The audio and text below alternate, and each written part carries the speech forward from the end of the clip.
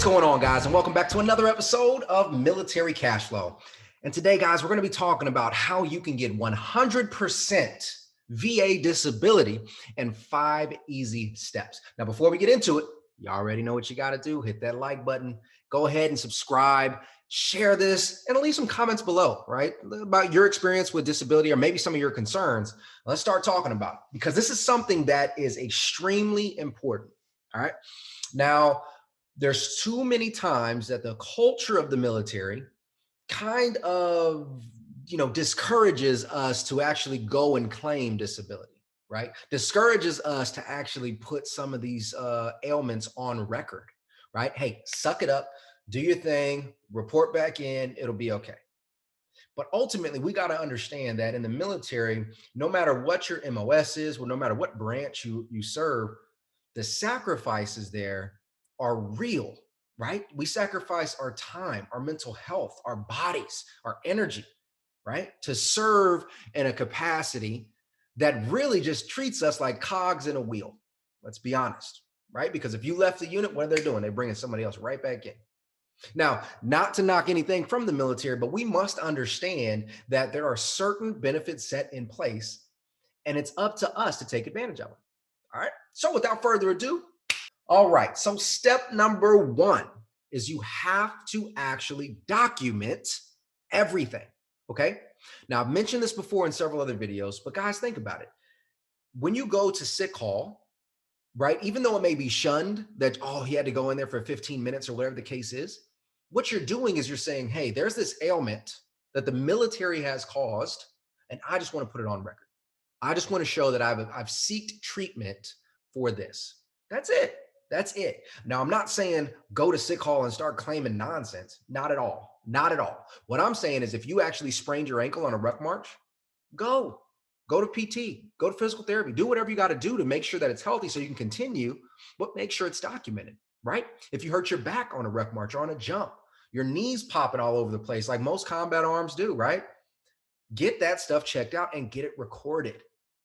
What you don't realize is that even if you try to claim it on the back end, right, and you have it on file and you don't get a rating, well, years down the line, if all of a sudden it really starts to affect you, you can at least tie it back to your military service because it's documented, right? So be smart about it.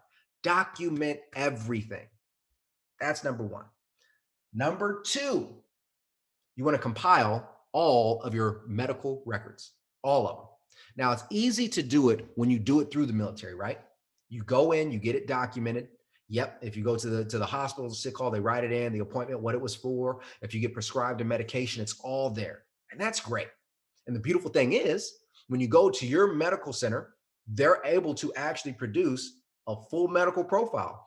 When I went, I had no idea some of the stuff that I was actually going to get treated for was being documented the way it was. And I came into a file about that damn thick, right?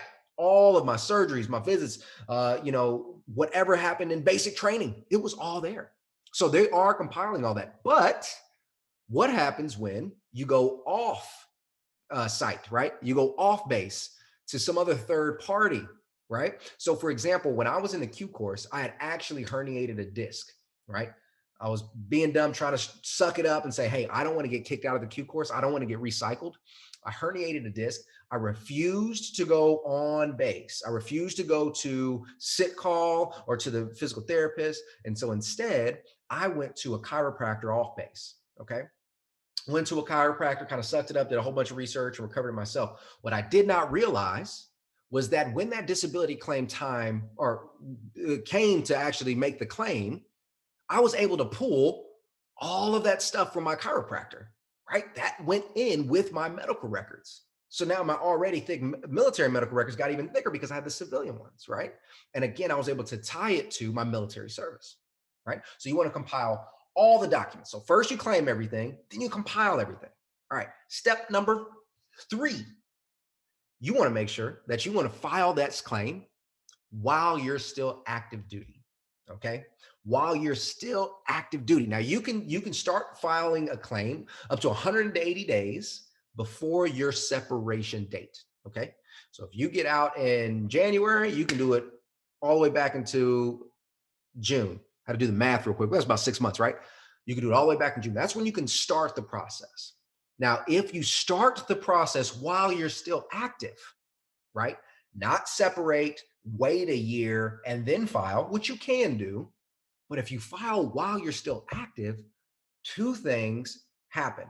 One, it's a lot easier to make sure that anything that you claim is actually service connected because you're still active duty, right? If you're not active duty and you decide to wait a year or two to claim, now you have to go back and say, yeah, my knees hurt and it was from the military. Now they're going to look at it and they're going to scrutinize that packet a lot more. And they're going to say, okay, well, where did you claim your knees hurt here? Where, right? So that's number one. It's a lot easier to have a service connected. Number two, let's say you didn't have it on record or you don't have it on record 180 days prior to your separation. Well, during that 180 days, if your knees really do hurt, that's your time to now go to the doctor and get it on record, right? You can actually schedule those appointments before you separate. So now you have proof that it's service connected before you separate. Okay. So again, it is extremely important that you file while you're still active. All right.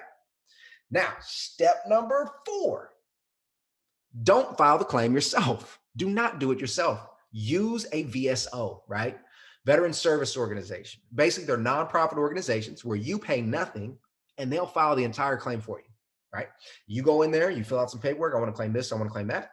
Not only will they file the claim, but they'll also schedule your third party appointments with all the medical professionals, right? So if you claim mental health issues, you'll go see a behavioral health specialist. If you claim feet, you'll go see that. Eyes, back, so forth and so on, and they'll schedule it all.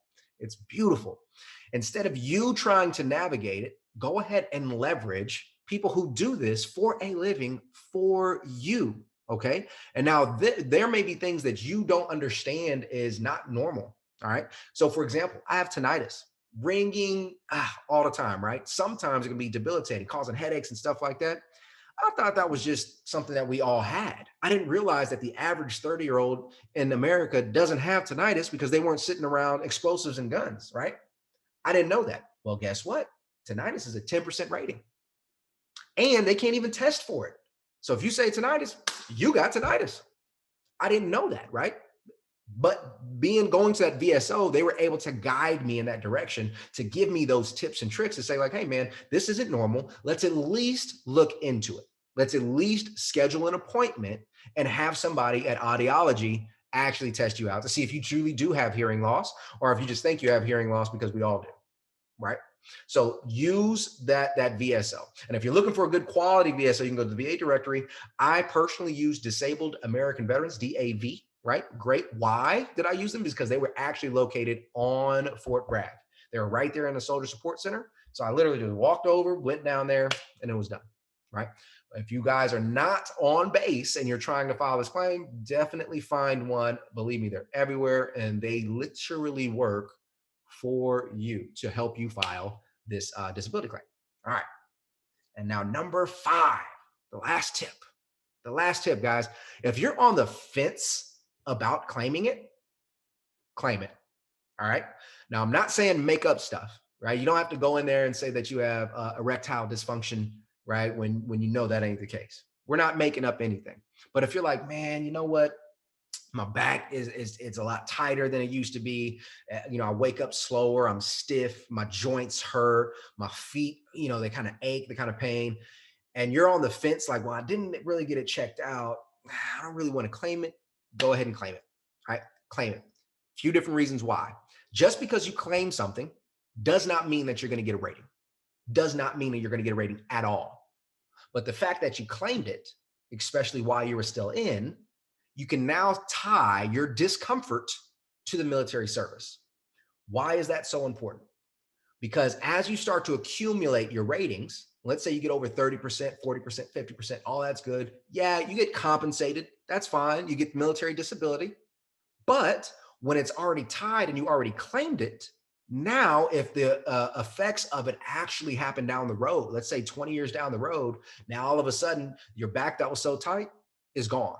It's shot. You can't, you're being, you're disabled to the point where you cannot work efficiently anymore. Well, now you can go back to the VA and you can actually claim it again because you've already claimed it. You already tied it to your military service. So it makes that process a little bit simpler. Again, it's not guaranteed, but it makes that process a lot simpler.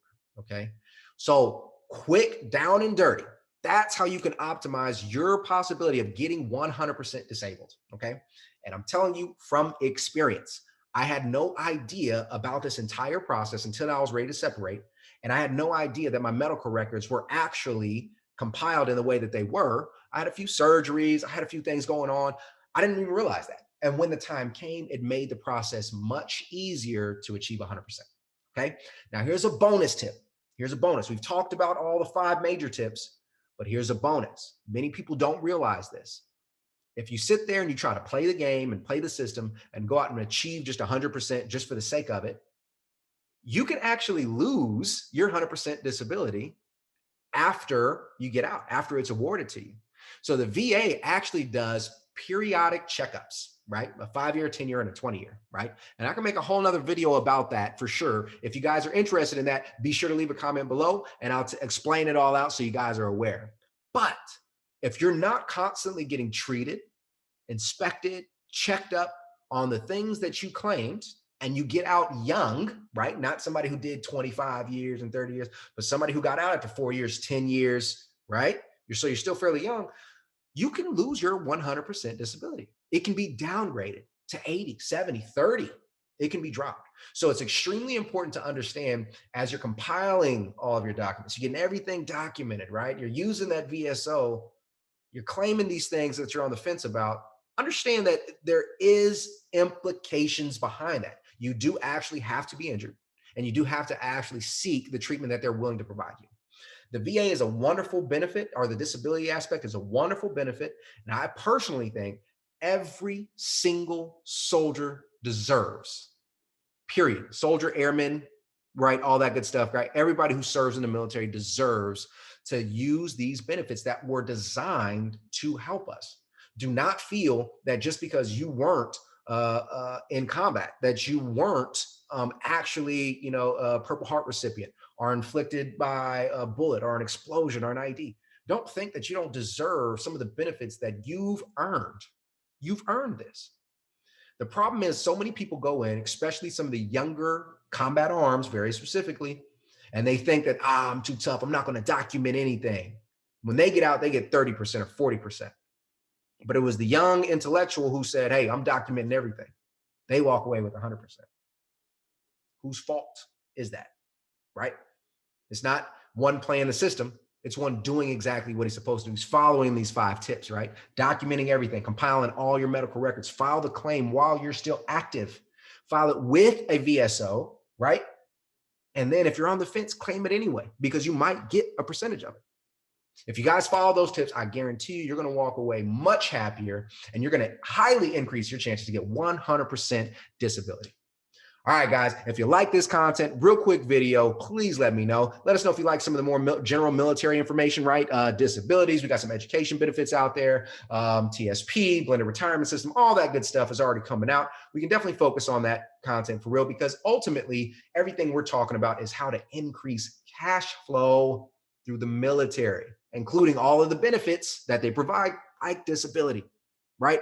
That can absolutely help you hit your financial freedom number much sooner if you're utilizing it right. All right, guys, again, hit that smash, hit that smash the like button. You know what I was going for, right?